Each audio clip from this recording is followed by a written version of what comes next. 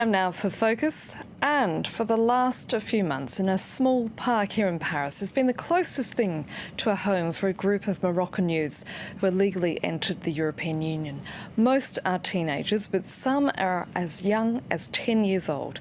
Living rough on the streets, they smoke, drink alcohol and seemingly commit petty crimes. Their presence in the neighbourhood is a growing source of conflicting emotions among the residents. Anger, pity, often a mix of both. This report by Jean Barrère, Norredine Bezziou and Julia Seeger. The Alain Bachung Park in the 18th district of Paris. It's become a hangout for young Moroccans. Homeless kids left on their own who already drink alcohol and take drugs. Most of them are aged 13 to 16. About 50 of them have been living in this park day and night for the last couple of months. I was really shocked by what I saw. I just dropped my child at school. It was 9 a.m. and there were these children smoking cigarettes. And you know, I'm from this neighbourhood. I've seen my share of wild things, but it was the first time I saw children hanging out like that in the streets at 9 in the morning. They steal from people sitting in cafes. They break into ground floor apartments to spend the night inside or into buildings that are being renovated. It's a group of youngsters who loiter around the neighbourhood. They hang out in that park over there. They deal stuff. I find this a bit sad because this is happening in France. Several social workers are trying to help them, like Fatiha Kitab and her colleagues. They walk the streets handing out food to those in need. Today she's come with clothes for the street children. Today I'm bringing them clean t-shirts and underwear because they all wear the same clothes. This raises many concerns in terms of hygiene. Her job doesn't stop here. When speaking with one of the kids, she notices he's injured. We decide to follow them. The young man accepts to be filmed as long as his face doesn't appear on camera. Alors, on va commencer par la jambe. Ça va? ما تتحركش؟ توجع؟ Ça va, ça fait pas mal. وهذه كيفاش بليسيت هذه؟ حكي لنا كيفاش طاحت. طاحت. كيفاش؟ الصرف. كيفاش؟ وين كنت في الدار؟ كيفاش حكي لنا؟ طاحت. من بعد؟ دخل علينا البول. ومن بعد؟ Ahmed tells us his story. He came in a truck from Casablanca. And like most of his friends, he's originally from the Rif region. علاش خرجت من المغرب؟ يعني علاش؟ المغرب ما فيه والو. كيف؟ المغرب ما فيه والو. السقاد هذا كامل مش مسلح. It's difficult to know the real reasons that push them to flee their country. Some are orphans, others ran away from their homes. Most of them were already homeless back in Morocco. Ils sont en demande. Nous, ils nous demandent tous les jours, alors... Every day they keep asking us, do you have a solution for me? Because the situation they're in right now, in the short term, is very worrying at every level. They're not eating enough, their hygiene is poor, they don't have access to emergency accommodation at night, and they're faced with all the dangers of sleeping outside in a neighborhood like this one. When it's too cold outside, they come hang out in the district's laundry rooms. While filming undercover, some kids open up.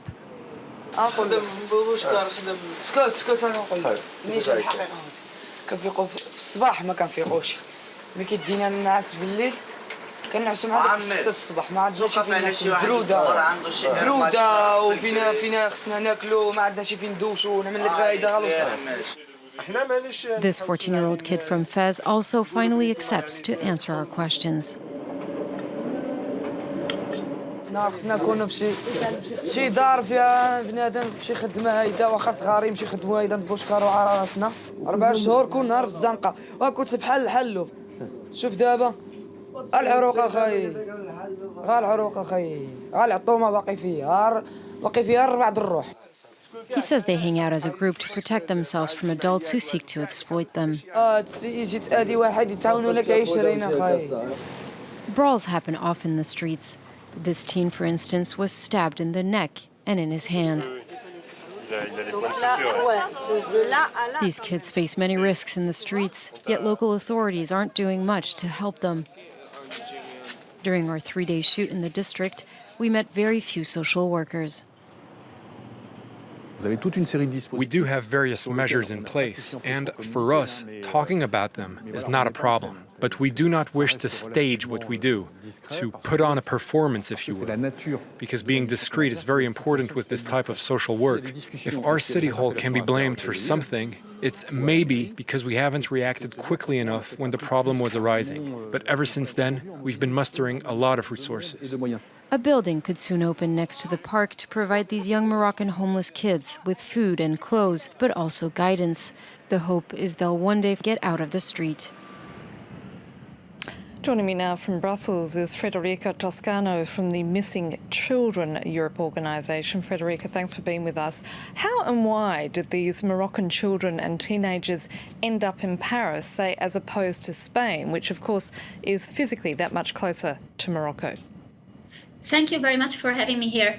Well, it's choice of children. Indeed, they move when they see that the place where they are does not offer them possibilities to have a better future. For example, shelter, for example, access to education, possibility to work in some cases, because we have to be honest, many of them look for a way to earn money and have a better life for themselves and the family back. So they move from country to country looking for better opportunities, and many of them move to, for example, France or Germany, where actually they have been told that there is a better future for them, which is often, unfortunately, not the reality.